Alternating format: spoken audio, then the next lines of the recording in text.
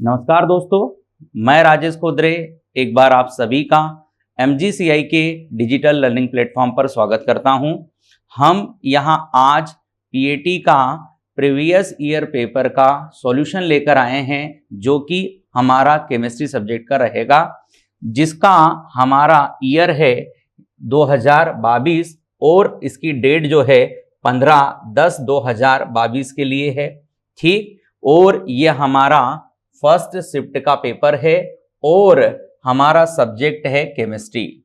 तो आइए हम लोग इस पेपर का सरल शब्दों में यहाँ पर सॉल्यूशन देखते हैं। तो स्टार्ट करते हैं हमारे पहले क्वेश्चन से। तो हमारा पहला जो क्वेश्चन है वो है biogas is produced by. Biogas का उत्पादन खालिस्तान के द्वारा होता है। तो भाई बायोगैस हम सब जानते हैं गोबर गैस का एक अन्य नाम है, और गोबर गैस को क्या पशुओं के गोबर से बनाई जाती है, और पशुओं के गोबर में हम लोग जानते हैं अपचित सेल्यूलोज होता है। पशुओं का जो गोबर है, पशुओं के गोबर में क्या होता है? अपचित सेल्यूलोज। ठीक है, अब इस अपचित सेल्यूलोज का हम लोग क्या करते हैं? वायु की अनुपस्थिति लेकर, वायु की अनुपस्थिति और सूक्ष्म जीवों की उपस्थिति, सूक्ष्म जीवों की उपस्थिति लेकर क्या हम यहाँ पर सूक्ष्म जीवों की उपस्थिति लेकर क्या इसका किण्वन कर क्या बनाते हैं? बायोगैस या बायोमीथेन गैस। ठीक है, तो ये जो किण्वन है वो वायु की अनुपस्थिति में कराया जाता है। ठीक, तो हमारे पास जो ऑप्शंस दिख रहे हैं ये किस तरह का हमारा उत्पादन है, तो हम सब देख पा रहे हैं ये एनारोबिक क्या हमारा डाइजेशन है, अवायवीय पाचन होता है। ठीक है, तो इसका करेक्ट आंसर हमारे लिए बी होने वाला है। अगला क्वेश्चन हमारे पास है, निम्न में से कौन सा नोनिन का सूत्र है? हमारे पास हमको नोनिन का क्या यहाँ पर फॉर्मूला बताना है। तो नोनिन क्या एक एल्कीन है, और एल्कीन का हम सब लोग सामान्य सूत्र जनरल फॉर्मूला जानते हैं। एल्केन का सामान्य सूत्र होता है CnH2n। अब नोनिन के लिए n का वैल्यू कितना रख देते हैं? 9, तो C9 हो जाएगा, और H2 × 9 मतलब 18। तो नोनिन का फॉर्मूला हमारे पास आ चुका है C9H18, जो कि सी ऑप्शन में एकदम करेक्ट बैठेगा। अगला क्वेश्चन हमारे पास जो अगला क्वेश्चन है देखें, तो अगला क्वेश्चन है, ज़ेल्डाल की विधि लागू नहीं होती पूछा गया है। Seidel method is not applicable to. तो भाई ज़ेल्डाल विधि होती क्या है? तो यह हमारे पास एक ऐसी विधि है जिसको हम लोग कृषि प्रयोगशाला में उपयोग करते हैं, और नाइट्रोजन का आकलन, नाइट्रोजन का पता करने के लिए यौगिक में इस विधि का उपयोग होता है। परंतु इस विधि का उपयोग उन नाइट्रोजन युक्त यौगिकों में नहीं कराया जाता जो वलय युक्त हो या जिनके अंदर नाइट्रोजन का डबल या ट्रिपल बॉन्ड हो, जैसे कि एजो कंपाउंड, जैसे कि नाइट्रो। और अगर हम वलय युक्त कंपाउंड की बात करें तो हमारा पिरिडीन, पायरोल और क्यूनॉल जैसे कंपाउंड में हम इस ज़ेल्डाल मेथड का उपयोग नाइट्रोजन के आकलन के लिए नहीं करते हैं। तो हमारे पास अगर क्या आ जाए बेटा, यहाँ पर पिरिडीन आ जाए, तो आपको इस पिरिडीन के लिए क्या ये ज़ेल्डाल मेथड नाइट्रोजन के आकलन के लिए उपयोग में नहीं मिलेगी। तो हमारा एक ऑप्शन क्या यहाँ पर पिरिडीन है। ठीक, बाकी के साथ हम इस ज़ेल्डाल का उपयोग कर सकते हैं। ठीक, तो अगला हमारे पास क्वेश्चन है, देखें तो अगला क्वेश्चन है हमारे पास, HI के साथ एल्कीन हैलाइड की अभिक्रिया से एल्केन बनाने पर रेड फास्फोरस का उपयोग एक उत्प्रेरक के रूप में कराया जाता है, जो कि एक रूप में कार्य करता है। तो आइए रिएक्शन समझते हैं। हमारे पास एल्किल हैलाइड मतलब RX है, जिस पर हम क्या HI की रिएक्शन करा रहे हैं रेड फास्फोरस की प्रेजेंस में। तो हम कक्षा के अंदर एक नारा पढ़ते हैं, रेड फास्फोरस HI का एक ही नारा है, हमसे जो टकराएगा एल्केन बन जाएगा। तो हमारा यहाँ पर अपचयन कर एल्किल हैलाइड का क्या अल्केन में परिवर्तन कर दिया जाता है। तो आपके ये 2H क्या एक हम अल्काइल पर और एक हम इस एल्किल हैलाइड के हेलोजन पर देते हैं, तो आपका यहाँ पर RH एल्केन हो जाता है और यहाँ से आपका क्या इस हेलोजन के साथ एक अम्ल हेलोजन बन जाता है और इस HI का I2 के रूप में अलग होता है। तो इस तरीके से यहाँ पर रिएक्शन होती है और ये रिएक्शन एक अपचयन के थ्रू होती है। तो यहाँ पर हमारा जो रेड फास्फोरस HI है क्या वो एक अपचायक की तरह काम करता है, एक रिड्यूसिंग एजेंट की तरह काम करता है। तो इसका करेक्ट आंसर क्या डी होने वाला है। अगला क्वेश्चन देखें तो हमारे पास अगला क्वेश्चन है, what is the component of, हमारे पास यहाँ नाइट्रोएथेन दिया गया है with 85% H2SO4 of hydrolysis. Hydrolysis के 85% H2SO4 के साथ आपका नाइट्रोएथेन का घटक। तो ये एक बहुत फेमस केमिकल रिएक्शन है जिसको हम यहाँ पर करके प्रोडक्ट देखते हैं। तो हमने यहाँ पर जो अभिकारक है क्या वो नाइट्रोएथेन लिया, इसकी हमें क्या जल से क्रिया कर जल अपघटन कर प्रोडक्ट बनाना है। हमारा यहाँ पर उत्प्रेरक है 85% H2SO4। तो इस उत्प्रेरक की प्रेजेंस में रिएक्शन से हमारे दो प्रोडक्ट फॉर्म होते हैं। एक तो हमारा 2 कार्बन का क्या एसिड बनता है जिसका नाम है एसिटिक एसिड। यहां से 2 कार्बन का क्या बन जाएगा, एसिड, और जो इसका बाय प्रोडक्ट होता है हाइड्रोक्सिल एमीन, क्या बन जाएगा, हाइड्रोक्सिल एमीन। मतलब यहां पर हमारे पास क्या इस नाइट्रोएथेन का ऑक्सीडेशन करा दिया गया है जिसके तहत क्या हमारा एसिड बन रहा है। तो हम ऑप्शन में चेक कर लेते हैं कि सही हमारा घटक या उत्पाद कहाँ है। तो हमारे पास इसका करेक्ट आंसर क्या बी होने वाला है। ठीक, अगला क्वेश्चन यहाँ पर देखते हैं। तो अगला क्वेश्चन हमारे पास है एल्यूमिनियम हाइड्रोक्साइड का Ksp वैल्यू दिया है, इस यौगिक की जल में विलयता कितनी होगी। तो ये तो हमारे लिए बहुत सिंपल सा सवाल है क्योंकि हमने इसका एक बहुत शॉर्टकट सीख रखा है कि जब भी कोई हमारे पास बेस एसिड या कोई लवण हो तो उसको आयोनाइज कर उसके आयन बना लो और उन आयनों के लिए क्या हम लोग Ksps का रिलेशन बना लेते हैं। तो यहाँ पर Ksp बराबर जो हमारे पास आयन जितना हो उसको उतनी संख्या में लेकर उतनी पावर दे दो। तो 1 की पावर 1, ये 3 की संख्या में है तो 3 की पावर 3, और दोनों की पावर को जोड़कर इसके लिए पावर बना दो। अब हमारे पास रिलेशन क्या बन चुका है, Ksp बराबर 27 की घात 4। अब चूंकि प्रश्न में Ksp दे रखा है तो यहाँ पर मैंने लिखा 2.5 इंटू 10 की पावर -3 और यहाँ पर 27 की घात 4। अब हम यहाँ पर इस 2.5 इंटू 10 की पावर -3 के अपॉन में क्या ले आते हैं 27, इसको सॉल्व कर लेते हैं, फिर हम विलयता अर्थात इसको प्राप्त कर लेंगे। तो क्यों ना हम इसको ऐसा अंक बना लें जिससे हम 27 को आसानी से काट सके। तो मैं यहाँ लिख देता हूँ। तो मैंने इसको 250 कर दिया। 250 इंटू 10 की पावर बढ़कर कितनी हो गई, यहाँ -5 अपॉन में कितना हो गया 27, जिसको आप क्या इजिली 9.26 बार में काट सकते हो, मतलब लगभग अप्रॉक्स 9 से कट जाएगा यहाँ पर। तो यहाँ पर हमारे पास 9.26 इंटू 10 की पावर कितना आ गया -5। अभी बराबर में s की घात कितनी है 4, उधर से s की घात हटाकर हम क्या इधर पावर लगाएंगे 1/4, और ये हमारी इस प्रश्न के लिए क्या विलयता हो गई। ठीक, तो बहुत सरल सा क्वेश्चन है, बस कैलकुलेशन हमें आना चाहिए। ठीक है, तो इसका करेक्ट आंसर क्या हो जाएगा हमारे पास यहाँ पर डी, और आप सीधे पावर से भी जा सकते थे।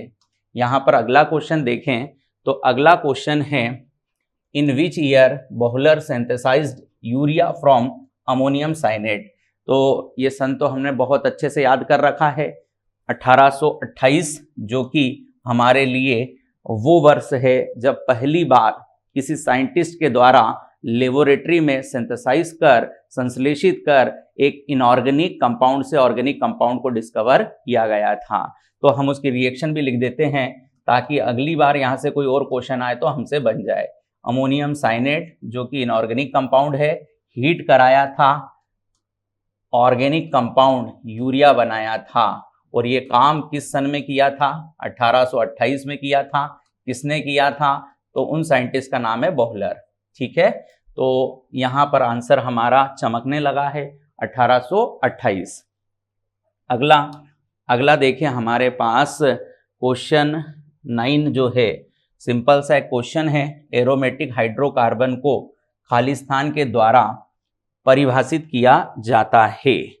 तो एरोमेटिक के लिए जनक क्या, हम बेंजीन को देखते हैं, जिसका अणु सूत्र अगर हम देखें तो C6H6 होता है, जिसकी 6 कार्बन की रिंग होती है, जिसमें एकांतर क्रम में द्विबंध एकलबंध लगा होता है, और इस तरीके से हर कार्बन के पास एक हाइड्रोजन भी प्रेजेंट होता है, उपस्थित होता है। तो यहाँ पर हम देख सकते हैं, यहाँ पर क्या है, वैकल्पिक डबल बॉन्ड है, ठीक है, और 6 सदस्यीय रिंग संरचना होती है। 5, 3, 4 तो सरासर गलत है, इतना तो हम भी जानते हैं कि बेंजीन रिंग के लिए 6 सदस्यीय रिंग होती है। 6 सदस्य से ही हमारा आंसर हमको मिल जाएगा, हमें और ज़्यादा इसके लिए भटकने की जरूरत भी नहीं पड़ेगी। तो इसका करेक्ट आंसर होने वाला है ए। अगला क्वेश्चन देखें तो हमारे पास जो नेक्स्ट क्वेश्चन है वो है, which of the following can cause explosive in biogas. ठीक, निम्नलिखित में से किसके कारण बायोगैस में विस्फोट हो सकता है? भाई बायोगैस में विस्फोट तब होगा जब हम उस गैस को उसके दाब से बहुत अधिक दाब पर ले जाएं। ठीक है, मतलब उसके लिए ऋणात्मक दाब अगर हम दर्शाएंगे तो उसके लिए विस्फोट होना तय है। ठीक है, तो यहाँ पर हमारे पास नेगेटिव प्रेशर या नकारात्मक प्रेशर देकर क्या हम विस्फोट की स्थिति पर पहुंच जाएंगे? तो इसका सही आंसर क्या आ जाएगा? Negative pressure. ठीक है, आगे बढ़ते हैं। अगला क्वेश्चन जो हमारे पास है, which of the following contain aromatic ring structure. तो भाई साहब अगर मैं पॉलीथीन की बात करूं तो ये हमारा क्या एथीन का पॉलीमर होता है, जिसका इस तरह का कुछ स्ट्रक्चर फॉर्म होता है जिसमें कोई एरोमेटिक रिंग नहीं होती है। अब हम Q1 की बात करें तो ये हमारा 8 कार्बन का क्या इस तरह का एक एल्कीन है जिसको हम Q1 भी बुलाते हैं। तो इसके अंदर भी हमारे पास कोई एरोमेटिक रिंग नहीं होती। एसीटोन 3 कार्बन का कीटोन होता है, इसके अंदर भी हमारे पास कोई एरोमेटिक रिंग नहीं होती। हाँ, डीएनए की बात करें तो इसका जो हमारे पास एडेनिन और गुआनिन टाइप का नाइट्रोजनस बेस है, क्या इसमें हमारे पास एरोमेटिक रिंग होता है? इसके अंदर क्या होता है? Aromatic ring. तो ये हमारा जब डीएनए के साथ क्या नाइट्रोजनस बेस बनकर जाएगा, प्लस यहाँ पर शर्करा और प्लस यहाँ पर क्या होगा? फॉस्फेट, तो हम कह सकते हैं कि हमारा जो डीएनए है क्या वो एरोमेटिक वलय संरचना रखता है। ठीक है, अगला क्वेश्चन देखें तो अगला क्वेश्चन है, प्राथमिक समावयवता कितने प्रकार की होती है?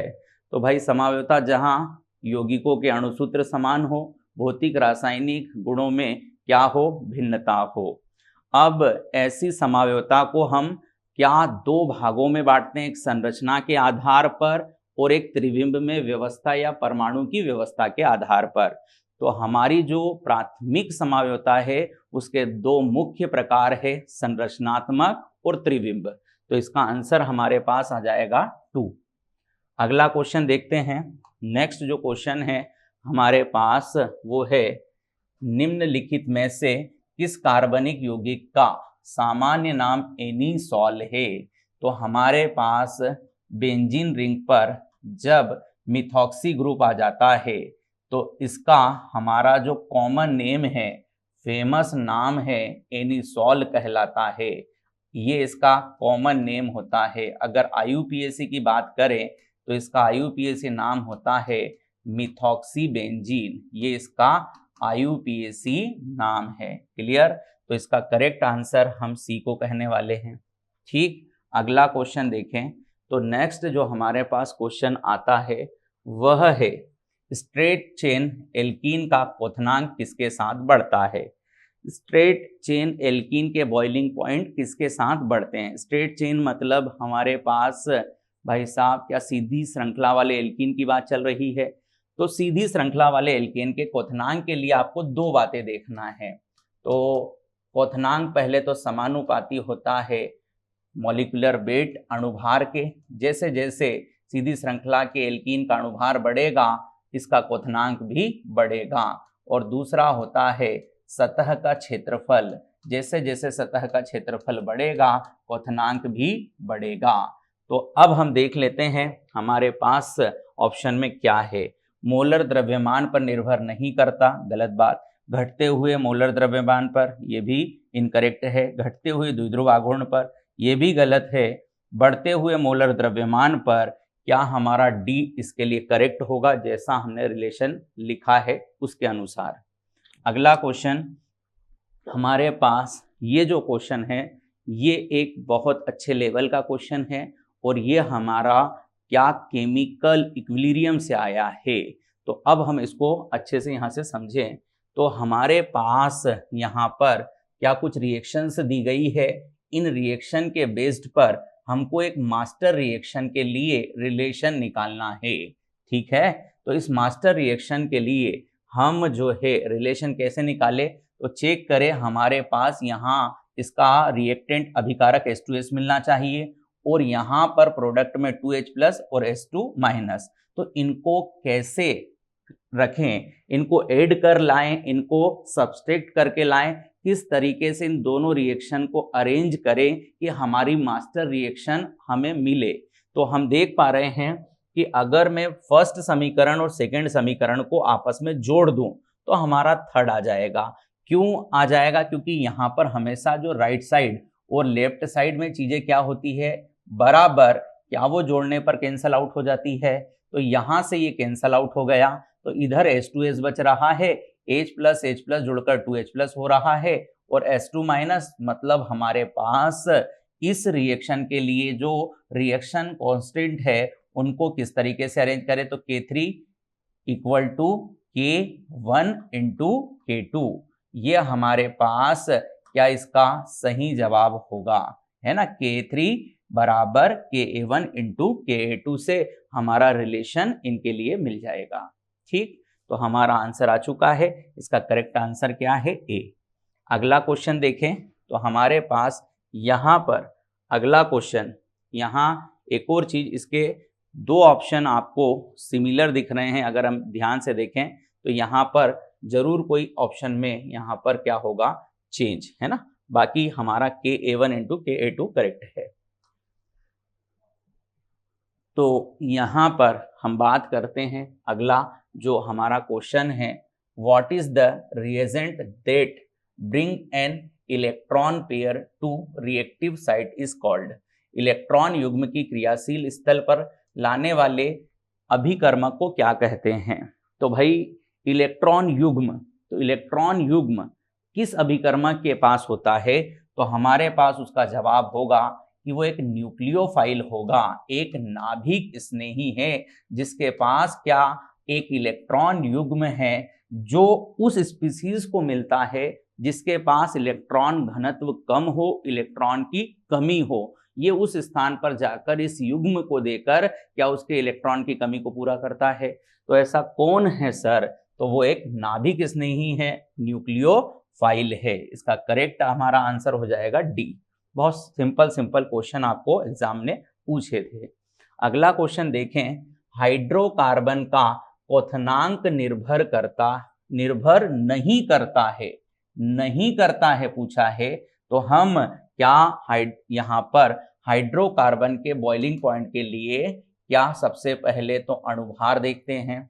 ठीक, अणुभार के साथ साथ क्या हम उसकी सतह का क्षेत्रफल भी देखते हैं, जो कि हमें उसके वॉन्डरवॉल की जानकारी देता है। जितना ज्यादा सतह का क्षेत्रफल उतना ज्यादा वॉन्डरवॉल, उतना ज्यादा बॉइलिंग पॉइंट। अब यहाँ पर हम लोग जब अणुभार कैसा आ जाए यौगिकों के लिए समान, उस स्थिति पर क्या हम लोग शाखा की संख्या देखते हैं, और शाखा की संख्या जिसके लिए ज्यादा होगी उसके लिए क्वथनांक कम हो जाएगा। तो ये तीन चीजें हैं जिसके आधार पर हाइड्रोकार्बन के क्वथनांक को अध्ययन किया जाता है। तो यहाँ पर हम देख पा रहे हैं शाखाओं के आधार पर सही है, सतह क्षेत्रफल के आधार पर सही है, अणुभार के आधार पर सही है, समरूपता के आधार पर नहीं याद किया जाता, जो कि हमारा करेक्ट आंसर होगा। अगला हमारा जो क्वेश्चन है वो है 0.20 m। हमारे पास क्या सोडियम एसीटेट है जिसका 0.10 मोलरता वाला एसिटिक एसिड का के वैल्यू दिया गया है। हमको क्वेश्चन में पीओएच और यहाँ पर एक और चीज निकालना है, H+ कंसंट्रेशन। तो ये हमारा बफर विलियन पर आधारित क्वेश्चन है, जिसमें हेंडरसन समीकरण से हम पहले एक एसिड का पीएच बनाएंगे, पीएच से पीओएच पर और पीएच से H+ पर पहुंचेंगे।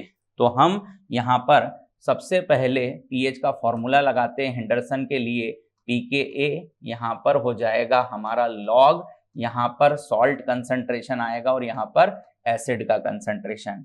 पर क्वेश्चन में चूंकि हमारा pK नहीं है, पर क्या है उसकी जगह Ka, तो 1.8 इंटू 10 की पावर -5। तो क्यों ना हम इसका pKa बना लेते हैं। तो माइनस लॉग क्या हो जाएगा Ka, तो यहाँ पर माइनस लॉग 1.8 इंटू 10 की पावर -5। तो यहाँ पर हो जाएगा हमारा -5 माइनस के साथ मिलकर 5 हो जाएगा, माइनस लॉग 1.8। तो आप इसको सॉल्व कर लेंगे तो हमारा log 2 का वैल्यू कितना होता है 0.3। ठीक, तो मैं उससे थोड़ा कम ले लेता हूँ, यहाँ पर 0.27 ले लेता हूँ। तो यहाँ पर हमारे पास क्या 4.73 ये pKa आ गया। अब इस pKa को हम यहाँ पर रख देते हैं 4.73, यहाँ पर log, यहाँ पर 0.20, यहाँ पर 0.10, कैंसल आउट होकर कितना आएगा 2। log 2 का वैल्यू डालो, तो यहाँ पर log 2 का वैल्यू एक बार फिर से 0.3010। तो हमारे पास इसका जो आंसर आ रहा है वो ऐड करने पर यहाँ पर 5.04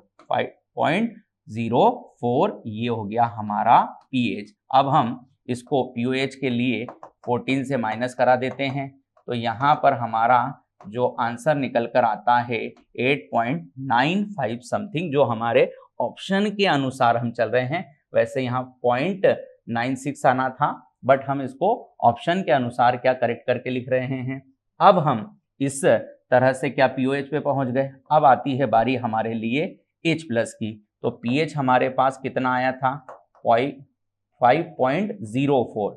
इस तरह के दशमलव पीएच का H+ कैसे बनाते हैं, तो सर हम इसके आगे का क्या एक पूर्णांक अंक लेकर उसकी 10 की ऋणात्मक घात बना देते हैं और इसमें से इसको माइनस कर पॉइंट वाली वैल्यू बनाते हैं। तो 6 में से अगर 5.04 को घटाऊं तो यहाँ पर 0.95 आएगा। अब ये 0.95 किस लॉग की वैल्यू है वो आपको सोचना है। तो आप सोचते हो ये 9 का क्या लॉग मान होता है, और 9 इंटू यहाँ पर 10 की पावर -6 ये इस पीएच का क्या हमारे लिए H+ है। तो अब हम अपने करेक्ट आंसर पर बिल्कुल पहुंच चुके हैं, जो कि क्या B है। ठीक, तो कैसे हम pH का H+ बनाते हैं। हम जो भी pH है अगर दशमलव वाला, उसका अगला पूर्णांक लेकर उसकी पावर बनाते हैं, उस पावर में से उस pH के मान को घटाकर जो दशमलव मान आता है उसका लॉग वैल्यू किसका है लेकर या कंसंट्रेशन बना लेते हैं। अगला क्वेश्चन हमारे पास, अगला क्वेश्चन है पैराफिन का सामान्य सूत्र। तो भाई साहब ये पैराफिन जो है इसका हमारे लिए अन्य नाम है, तो ये एल्केन का अन्य नाम है जिसका अर्थ होता है कम क्रियाशील, और एल्केन का सामान्य सूत्र होता है CnH2n+2, CnH2n+2। तो इसका correct answer will be C। अगला क्वेश्चन देखें, तो हमारे पास जो अगला क्वेश्चन है, कौन सा बंधन टूटता है तो इलेक्ट्रॉनों का एक साझा जोड़ी एक टुकड़े के साथ रहता है। तो तो भाई बंध का विखंडन क्या हम दो तरह से कर सकते हैं, कैसे सर? जबकि हमारा C तथा Z का विद्युत ऋणात्मकता अर्थात इलेक्ट्रोनेगेटिविटी क्या हो, अलग हो, या कहें कि भिन्न हो। तो जब दोनों की इलेक्ट्रोनेगेटिविटी का क्या हो, अंतर, तो जिसकी इलेक्ट्रोनेगेटिविटी ज्यादा हो उसके साथ क्या ये पेयर जाएगा।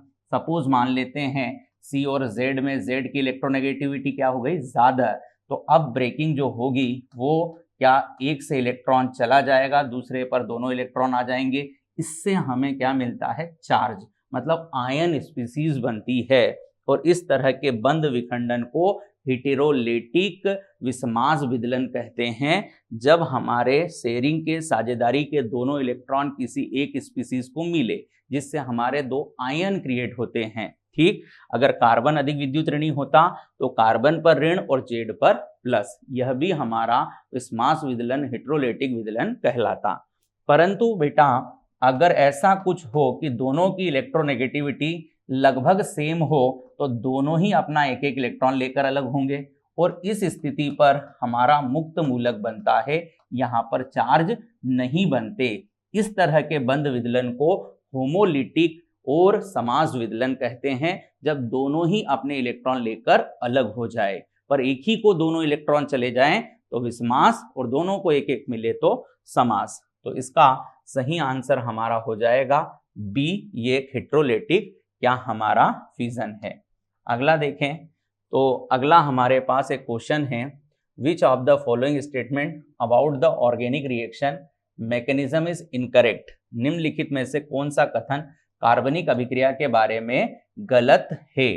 तो भाई कार्बनिक अभिक्रिया जो होमोलिटिक विखंडन द्वारा आगे बढ़ती है, मुक्त मूलक बनाती है। अभी बताया होमोलिटिक होगा तो दोनों ही अपना अपना इलेक्ट्रॉन लेकर मुक्त मूलक बनाएगा, एकदम करेक्ट स्टेटमेंट है। यहाँ पर प्राथमिक से तृतीयक की ओर बढ़ने पर एल्किल मूलक का स्थिरता घटती है, ये थोड़ा सा हमारा रॉन्ग स्टेटमेंट है। अगर हम एक एल्किल हैलाइड की बात करें जो कि हमारा क्या 3 डिग्री है, ठीक, यहाँ पर अगर हम बात करें एल्किल हैलाइड की जो कि हमारे लिए क्या 2 डिग्री है, या हम बात करें 1 डिग्री की, तो अगर हैलाइड को हटाया जाए तो यहाँ पर कार्ब केटायन जनरेट होता है, और कार्ब केटायन तब ज्यादा स्टेबल होता है जबकि उसके पास ज्यादा एल्किल हो, मतलब वहां हमारे प्लस आई लोग ज्यादा हो। तो 3 डिग्री से 1 डिग्री पर ये स्थिरता क्या होती है, कम, जो कि इस स्टेटमेंट के हिसाब से गलत है। ठीक, तो विषमास विदलन में एक ही खंड के पास इलेक्ट्रॉन युग्म होता है, बिल्कुल, विषमास मतलब एक ही व्यक्ति के पास वह युग्म होगा और दूसरे से वो दूर होगा। यहाँ पर समास विदलन में इलेक्ट्रॉन युग्म के स्थान पर एकल इलेक्ट्रॉन की गति होती है, बिल्कुल करेक्ट, यह भी हमारे लिए बात है, मतलब इनकरेक्ट क्या हो गया, बी। आगे देखते हैं अगला क्वेश्चन। तो अगला क्वेश्चन हमारे पास है, निम्नलिखित में से किसका अपवर्तनांक उच्चतम है। रिफ्रैक्टिव इंडेक्स, तो ये रिफ्रैक्टिव इंडेक्स क्या होता है भाई, तो जल हुआ हमारा, कांच हुआ हमारा, वायु हुआ, इसमें से हमारा इलेक्ट्रोमैग्नेटिक रेडिएशन जब पास होता है तो उसकी चाल पर माध्यम से क्या परिवर्तन आया है, यह उसका अपवर्तनांक होता है, जो कि हमारे लिए द्रव के लिए कम किंतु कोई क्रिस्टलीय पदार्थ है उसके लिए ज्यादा होता है। तो हमारे लिए सबसे ज्यादा अपवर्तनांक किसी के लिए है तो वो हीरे के लिए है। बट अगर हमारे पास ऐसा ऑप्शन नहीं है तो यहाँ पर बर्फ और सेंधा नमक दिख रहा है, इसका अपवर्तनांक वैल्यू 1.3 समथिंग लेते हैं, यहाँ पर 1.45 इसका अपवर्तनांक होता है इलेक्ट्रोमैग्नेटिक रेडिएशन के लिए। तो हमारे लिए इसका करेक्ट आंसर क्या होगा, सेंधा नमक। अगला क्वेश्चन हमारे पास जो है, बायोगैस का एक भाग बायोगैस के अनुपात में कितने भाग में हवा में मिश्रित होने पर विस्फोट हो सकता है। तो भाई वायु के साथ मीथेन का 8 से 20% मिश्रण क्या फायर डैम्प कहलाता है, जो विस्फोट के साथ जलता है। मतलब आपकी मीथेन का 8 से 20% जब वायु में आ जाता है तो विस्फोट होने की संभावना बढ़ जाती है। तो हम इसका करेक्ट आंसर क्या सी को कहने वाले हैं। अब हमारे पास अगला जो क्वेश्चन है देखें तो अगला क्वेश्चन है मेथॉक्सीप्रोपेन और खालिस्तान मेटामरिज्म प्रदर्शित करता है। तो मेथॉक्सीप्रोपेन का अपन स्ट्रक्चर ड्रॉ कर लेते हैं। तो ये मेथॉक्सीप्रोपेन का हमारा क्या स्ट्रक्चर हो गया। अब हम इसके और मध्यावयव बना लेते हैं। तो इसका एक मध्यावयव हमारा क्या इथॉक्सी, यहाँ पर क्या हो गया, एथेन हो गया। और चाहो तो इसका एक मध्यावयव भी और आप ले सकते हो, वह है आपका 2-मेथॉक्सी क्या यहाँ पर प्रोपेन हो गया। तो चेक कर लें तो यहाँ पर ethoxy propane, ethoxy butane, ethoxy phenol और इथॉक्सी यहाँ पर इथेन है। मतलब ये हमारा करेक्ट इसका आंसर है। ठीक है, अगला क्वेश्चन देखें तो हमारे पास जो अगला क्वेश्चन है, निम्न में से कौन से उत्प्रेरक हाइड्रोजनीकरण स्थितियों के तहत तैयार किया जाता है। तो कौन से हाइड्रोकार्बन हैं जिनको हाइड्रोजनीकरण बनाते हैं। तो हमारे संतृप्त प्रकार के जो हाइड्रोकार्बन हैं इनको एल्कीन अल्काइन के क्या हाइड्रोजनीकरण कर तैयार करते हैं। तो इसका बहुत सिंपल सा आंसर है, क्या होगा इसका सही जवाब, हमारा अल्केन जो है क्या हाइड्रोजनीकरण कर हमको मिलेगा। अगला हमारा जो नेक्स्ट क्वेश्चन है, आइए इसको देखते हैं। तो भाई 3 एथिल 4 डाइमिथिल हेप्टेन में कार्बन परमाणुओं की संख्या। तो जब भी एक नाम की संरचना बनाना हो पहले मूल शब्द पकड़ लो। तो मूल शब्द के लिए हेप्टेन बोला है, हेप्टेन मतलब 7 कार्बन। आपकी मर्जी हो लेफ्ट टू राइट या राइट टू लेफ्ट जाकर अंक लिख दो। आपने अंक लिख दिया। आपको 3 पर एथिल जोड़ना है तो आपने यहाँ पर 2 कार्बन की एक शाखा बना दी, 4 पर एक मेथिल ऊपर एक नीचे, क्योंकि डाई मेथिल बोला है। अब चाहो तो इसी में कार्बन काउंट कर लो, 1 2 3 4 5 6 7 और 8 9 10 11, मतलब कितना कार्बन हो रहा है यहाँ पर 11। तो हमारा करेक्ट आंसर क्या हो गया, बी। ठीक, तो इस तरीके से भाई हमने यहाँ पर पीएटी 2022 केमिस्ट्री के पेपर के कंप्लीट 25 क्वेश्चन का सॉल्यूशन देखा। अब आप इसकी मदद से अपनी तैयारी को और बेहतर करें। आप सभी को बहुत बहुत धन्यवाद।